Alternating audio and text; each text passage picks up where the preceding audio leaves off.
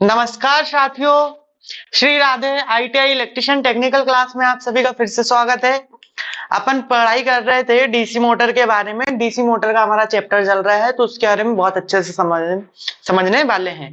तो DC motor हमारा जब चल रहा है तो उससे पहले मैं आपको एक चीज बता दूं कि 24 तारीख से हमारा कॉम्पिटिटिव एग्जाम लाइन अटेंडेंट की वैकेंसी का फॉर्म भरना चालू हो गया है और इसके लिए हमें आज से 24 तारीख से हम फॉर्म भर सकते हैं।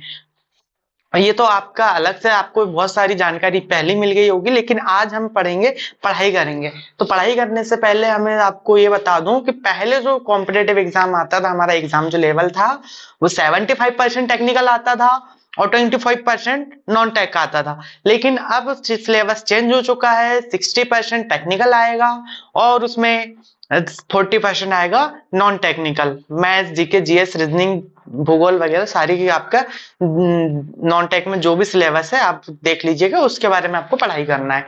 अब इसके बाद में आज हम यदि देखते हैं तो बहुत सारे टेक्निकल के चैप्टर हमारे सिलेबस से हटा दिए गए हैं, लेकिन उसमें सबसे इंपॉर्टेंट है डीसी मशीन का, जो हमारा पहले से कंटिन्यू है। तो हमने सोचा कि यार डीसी मशीन को आगे कंटिन्यू करते हैं। और डीसी मशीन में हमारा डीसी जनरेटर पहले कंप्लीट हो गया है। जिन लोगों ने हमारा अभी तक वीडियो डीसी जनरेटर के नहीं देखे हैं वो प्लेलिस्ट में जाके डीसी मशीन में डीसी जनरेटर के वीडियोस कंटिन्यूअस देख सकते हैं। पूरी एक एक बारीक से बारीक छोटी से छोटी चीज इस वीडियो में कवर अप करी गई है।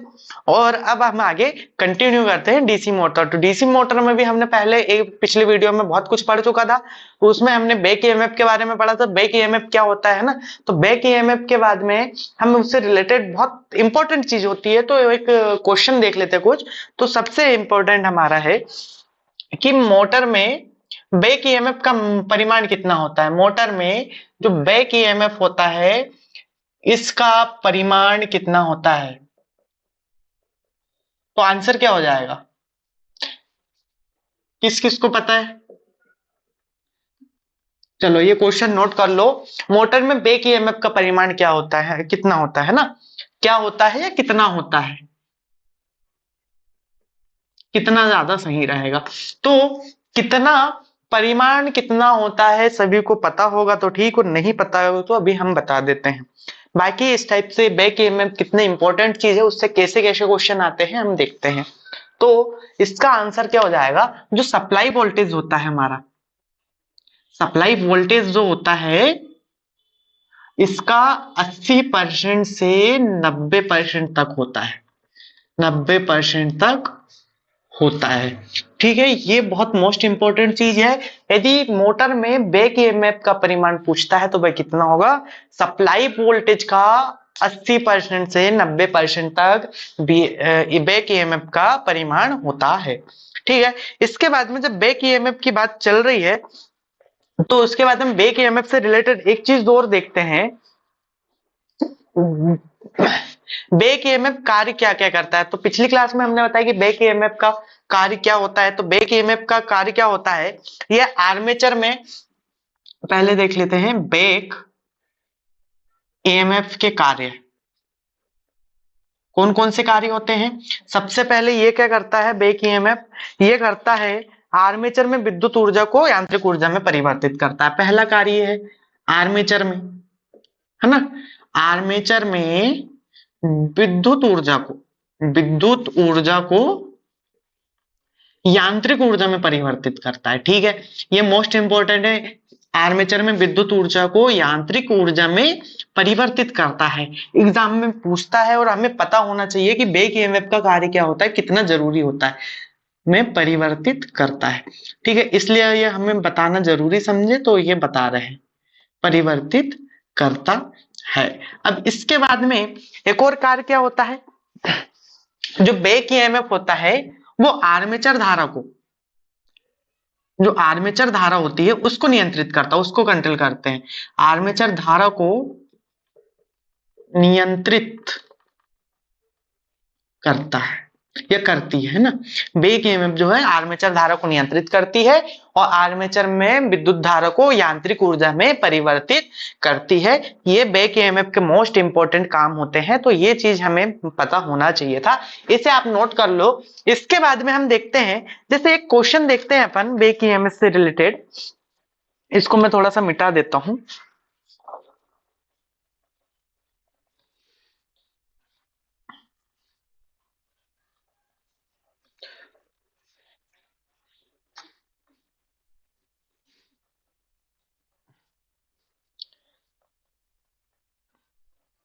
डीसी मोटर की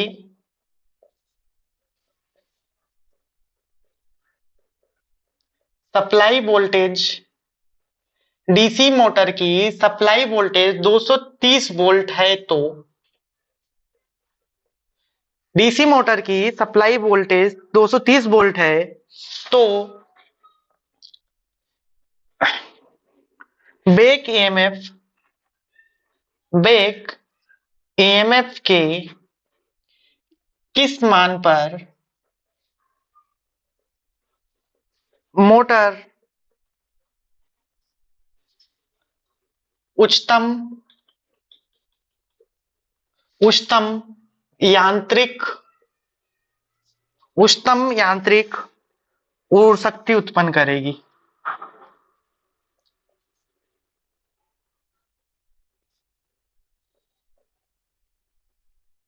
तो ये इंपॉर्टेंट क्वेश्चन है, इसको कैसे सॉल्व कर सकते हैं आप लोग देखिए जरा, है ना। क्वेश्चन फिर से ध्यान से पढ़िए कि डीसी मोटर की सप्लाई वोल्टेज 230 वोल्ट है तो बेक ईएमएफ के किस मान पर मोटर उच्चतम यांत्रिक शक्ति उत्पन्न करेगी। तो किस मान पे करेगी भाई, तो उससे पहले अपन देखते हैं कि जो पावर है, पावर है, पावर इक्वेशन क्या होता है। तो मैं कुछ पॉइंट नोट करवा देता हूं, तो वो आप नोट कर लीजिए। मोस्ट इंपोर्टेंट आपका यहाँ पे साइड हेडिंग आप डाल लीजिए नोट। नोट में है कि पावर इक्वेशन क्या होता है ना। पावर इक्वेशन के बारे में देखते हैं। पावर इक्वेशन, इसको क्या बोल सकते हैं हिंदी में, शक्ति समीकरण। ठीक है, ये चीज क्लियर हुई। तो पावर इक्वेशन क्या होता है, तो पावर इक्वेशन ये होता है कि जो हमारा आर्मेचर को दी गई विद्युत शक्ति V इंटू आई ए, ठीक है, V इंटू आई ए होती है, मतलब सप्लाई वोल्टेज इंटू आर्मेचर धारा, बराबर, ये बराबर किसके होगा, आर्मेचर धारा के वर्ग के और आर्मेचर प्रतिरोध plus bake EMF into I A. तो ये पावर इक्वेशन होता है। ठीक है, तो ये पावर इक्वेशन होता है, ये मोस्ट इंपोर्टेंट है, इसे याद रखना है। पावर इक्वेशन, पावर का फार्मूला क्या होता है हमारा, पावर का फार्मूला V इंटू आई होता है ना। तो यही है, पावर हमारी टोटल पावर किसके बराबर होगी, आर्मेचर में जो ताम्र हानि होगी, आई स्क्वायर इंटू आर क्या होती है, ताम्र हानि। किस में होती है, ए है तो आर्मेचर में ताम्र हानि होती है ना, जो आर्मेचर में ताम्र हानि और जो हमारी यांत्रिक ऊर्जा है, तो ईवी इंटू आईए, तो ईवी बेक ईएमएफ है और आईए आर्मेचर धारा है, इन दोनों के गुणनफल को हम क्या बोलते हैं, यांत्रिक ऊर्जा, यांत्रिक ऊर्जा। तो क्या होगा, जो आर्मेचर में ताम्र हानि होगी, कॉपर लॉस होगा, वो क्या होगा, हमारी शक्ति में ही वाटेज में लॉस होता है, वाटेज में मापते हैं, और यांत्रिक ऊर्जा हमें आउटपुट में जो मिल रही है। तो बेक ईएमएफ इंटू आर्मेचर धारा निकाल के हम यांत्रिक ऊर्जा को ज्ञात कर सकते हैं, और आर्मेचर में ताम्र हानि हमारी ये वाट में अपन ज्ञात करते हैं, ये पावर के रूप में होती है, और ये कुल पावर होती है ना। तो ये कुल पावर होती है आर्मेचर को, मतलब दी गई, किसको, आर्मेचर को दी गई, आर्मेचर को दी गई विद्युत ऊर्जा। तो ये इंपॉर्टेंट चीज है कि ये पावर इक्वेशन होता है वी आई ए बराबर आई ए का वर्ग into R A plus E V into I A. तो ये हमें याद रखना होता है, पावर इक्वेशन ये होता है। अब ये नॉर्मल पावर इक्वेशन हो गया। यदि हमें एक चीज और हम यहाँ पे नोट करें, तो हम क्या नोट कर सकते हैं कि यहां पे हमें मोस्ट इंपॉर्टेंट चीज, एक चीज ये देखना है कि उच्चतम शक्ति मोटर, उच्चतम शक्ति या उच्चतम यांत्रिक शक्ति यांत्रिक शक्ति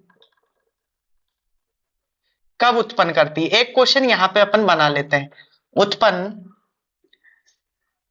करती है। तो कब करती है?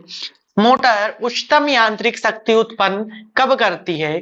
तो मोटर उच्चतम यांत्रिक शक्ति कब उत्पन्न करती है? मोटर उच्चतम यांत्रिक शक्ति कब उत्पन्न करेगी? जब बेक ईएमएफ का मान जो होगा, बेक ईएमएफ का मान जो होगा सप्लाई वोल्टेज के आधे के बराबर हो जाएगा। ठीक है, तो जब बेक ईएमएफ का मान सप्लाई वोल्टेज के आधे के बराबर हो जाता है तब मोटर उच्चतम शक्ति यांत्रिक शक्ति उत्पन्न करेगी। तो पावर इक्वेशन ये हो गया, शक्ति का समीकरण ये हो गया। तो मोटर उच्चतम शक्ति यांत्रिक शक्ति कब उत्पन्न करती है? जब बेक ईएमएफ का मान सप्लाई वोल्टेज के आधे के बराबर हो जाता है तब हमारी मोटर उच्चतम यांत्रिक शक्ति उत्पन्न करती है। तो हमारा आंसर यहाँ पे इसको क्वेश्चन यही है कि डीसी मोटर की सप्लाई वोल्टेज 230 वोल्ट है, तो बेक ईएमएफ के किस मान पर मोटर उच्चतम यांत्रिक शक्ति उत्पन्न करेगी? तो मोटर यांत्रिक शक्ति उत्पन्न कब करेगी? हमारा बेक ईएमएफ का मान जो हो जाएगा सप्लाई वोल्टेज के आधे के बराबर हो जाएगा। तो बेक ईएमएफ का मान ईबी बराबर सप्लाई वोल्टेज 230 वोल्ट है बटे 2 हो जाएगा। तो बेक ईएमएफ का मान कितना हो जाएगा? 115 वोल्ट। तो बेक ईएमएफ का मान जब 115 वोल्ट होगा तब मोटर हमारी उच्चतम यांत्रिक शक्ति उत्पन्न करेगी। तो ये फॉर्मूला नोट कर लेना, इस फॉर्मूले से यहां पे आएगा। और पावर इक्वेशन समीकरण हमें पहले पढ़ना था लेकिन हमने अभी पढ़ लिया है, तो ये मोस्ट इंपॉर्टेंट है। तो इससे क्वेश्चन क्या बनता है? ये पावर इक्वेशन से क्वेश्चन क्या बनेगा? एक क्वेश्चन आप नोट करिए, एक क्वेश्चन आप नोट करिए कि डीसी मोटर में, क्वेश्चन आप नोट करिए, डीसी मोटर में, सॉरी डीसी मोटर के आर्मेचर में, डीसी मोटर के आर्मेचर में कितनी विद्युत ऊर्जा, कितनी विद्युत ऊर्जा यांत्रिक ऊर्जा में परिवर्तित होती है? यांत्रिक ऊर्जा में परिवर्तित होती है। तो कितनी होती है? डीसी मोटर के आर्मेचर में कितनी विद्युत ऊर्जा, कितनी विद्युत ऊर्जा हमारी यांत्रिक ऊर्जा में परिवर्तित होती है? तो हमने बेक ईएमएफ का काम क्या लिखा था? बेक ईएमएफ का डीसी मोटर के आर्मेचर में बेक ईएमएफ दो काम करती है। पहला काम करती है आर्मेचर में विद्युत ऊर्जा को यांत्रिक ऊर्जा में बदलती है, दूसरा आर्मेचर धारा को नियंत्रित करती है। तो क्या होता है बेक ईएमएफ वाला? तो कितनी हमारी यहाँ पे यांत्रिक ऊर्जा कौन सी है? EV into IA। तो मोटर, डीसी मोटर के आर्मेचर में कितनी विद्युत ऊर्जा यांत्रिक ऊर्जा में परिवर्तित होती है? तो वो होती है बेक ईएमएफ का मान इंटू आर्मेचर धारा के गुणनफल के बराबर हमारी ये होगी। क्या होगा? बेक ईएमएफ पश्च ईएमएफ, पश्च विद्युत वाहक बल गुणित आर्मेचर धारा के गुणनफल, आर्मेचर धारा के गुणनफल के बराबर का जो हमारा मान होगा, ऊर्जा होगी, उतनी हमारी डीसी मोटर के आर्मेचर में विद्युत ऊर्जा यांत्रिक ऊर्जा में परिवर्तित होगी। ये क्वेश्चन एग्जाम में पूछे जाते हैं। एग्जाम का लेवल कुछ भी हो सकता है। जिस प्रकार से हमारा यहाँ पे सिलेबस चेंज हुआ है और तो एग्जाम के क्वेश्चन भी परिवर्तित हो सकते हैं, डीपली क्वेश्चन आ सकते हैं, इसलिए इनको पढ़ना बहुत जरूरी है। ठीक है, तो डीसी मोटर के बेक ईएमएफ के बारे में ये पढ़ना बहुत जरूरी था। अब यदि ये हो गया, अब हम एक चीज देखते हैं इसको मिटाने के बाद में। ये अभी देखा हमने कि डीसी मोटर उच्चतम यांत्रिक शक्ति कब उत्पन्न करती है? जब बेक ईएमएफ का मान सप्लाई वोल्टेज के आधे के बराबर हो जाता है। तो उसी प्रकार हम क्या देखते हैं, एक चीज और इसी से मिलता जुलता,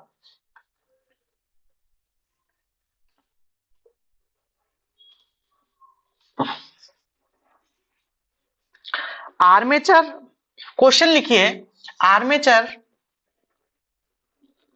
सॉरी है ना, उच्चतम शक्ति के समय, ऐसे लिखिए उच्चतम शक्ति के समय, उच्चतम शक्ति के समय, उच्चतम शक्ति के समय आर्मेचर में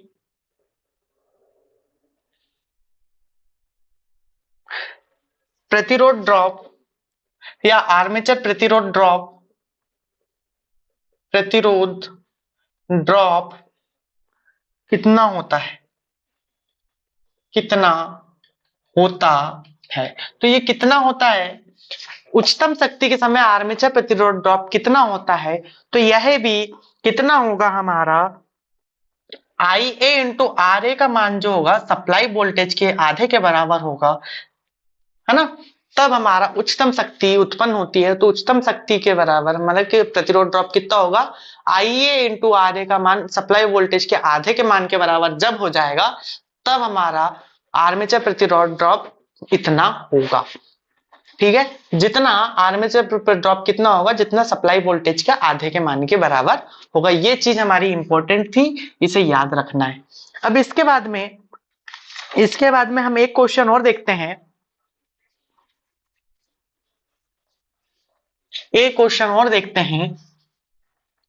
अगला क्वेश्चन लिखिए, नोट करिए। डीसी मोटर की सप्लाई वोल्टेज, डीसी मोटर की सप्लाई वोल्टेज 230 वोल्ट है। आर्मेचर में और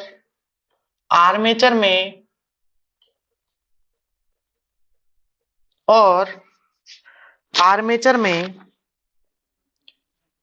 प्रेरित बैक ईएमएफ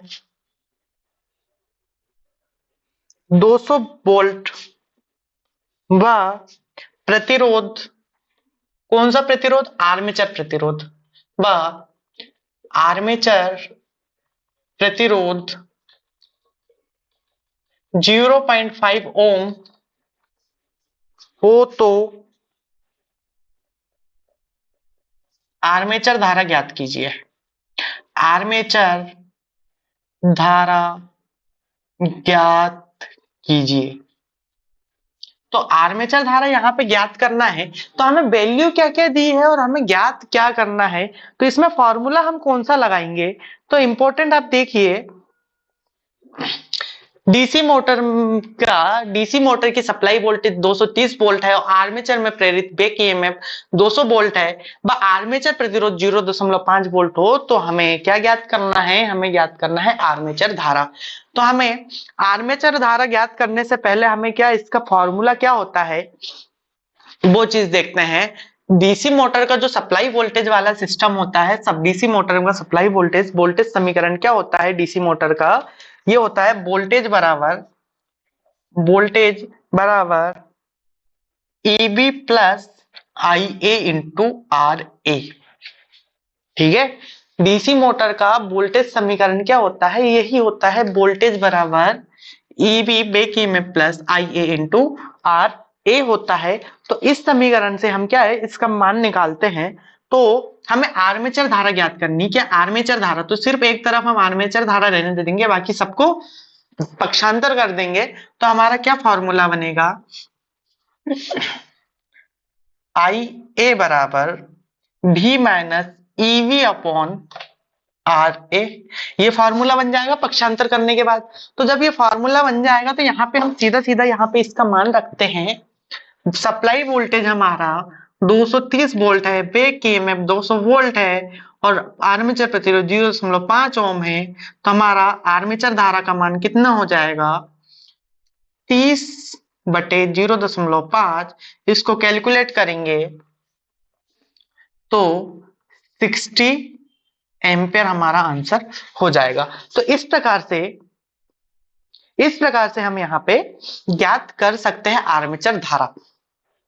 तो ये क्वेश्चन कैसे क्वेश्चन आते हैं, फॉर्मूले हमें कितने इंपॉर्टेंट होते हैं, चाहे बैक ईएमएफ का हो, चाहे डीसी मोटर का वोल्टेज समीकरण हो, चाहे डीसी मोटर का पावर समीकरण हो, या उच्चतम शक्ति के समय हमारा बैक ईएमएफ का मान हो। तो ये सारे फॉर्मूले से कैलकुलेशन करने पड़ते हैं और न्यूमेरिकल क्वेश्चन ऐसे ही आते हैं। तो आपको थोड़ी सी प्रैक्टिस करना बहुत जरूरी है। एक दो क्वेश्चन हमने करके बता दिए हैं, बाकी प्रैक्टिस आपको करना है। अब मिलते हैं हम अगली क्लास में, बहुत जल्दी मिलने वाले हैं अगली क्लास में। तब तक के लिए आपको राधे राधे। और हमारे Shri Radhe ITI electrician technical class के चैनल को ज्यादा से ज्यादा लोग तक शेयर कीजिए और वीडियो को लाइक कीजिए, कमेंट कीजिए। यदि कोई चीज में, कोई टॉपिक में दिक्कत आती होगी तो कमेंट करके बताइए, उसका स्पेशली वीडियो बना के भी आपको दे दिया जाएगा। किसी को डाउट होता है तो डाउट भी क्लियर कर दिए जाएंगे। हमें कॉम्पिटेटिव एग्जाम की तैयारी करना है, तो आपको लगन से, जी जान से अधिक समय तक आपको पढ़ाई करना है। तो मिलते हैं हम अगली क्लास में, तब तक के लिए राधे राधे।